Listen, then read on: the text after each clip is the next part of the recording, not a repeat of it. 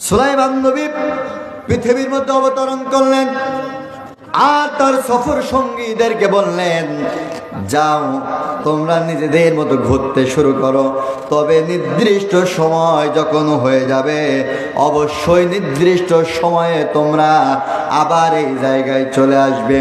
নির্দিষ্ট সময়ের মধ্যে নির্দিষ্ট স্থানে তোমরা চলে আসবে, আমরা এখান থেকে আবার আমরা নিজ গন্তব্যে চলে যাব। হযরত সুলাইমান নবীর কথা মতো তার সফর সঙ্গীরা চতুর্দিকে ঘোরাফেরা শুরু করলেন। নির্দিষ্ট সময় যখন হয়ে গেল, নির্দিষ্ট সময়ের মধ্যে সবাই পৌঁছায় গেলেন নির্দিষ্ট স্থানে, কিন্তু একজন নির্দিষ্ট স্থানে পৌঁছালেন না। কে পৌঁছালো না? আল্লাহ রাব্বুল আলামিন যিনি পৌঁছালেন না তার নামটাও কোরআনুল কারীমের মধ্যে লিপিবদ্ধ করে দিলেন। সুবহানাল্লাহ। সবাই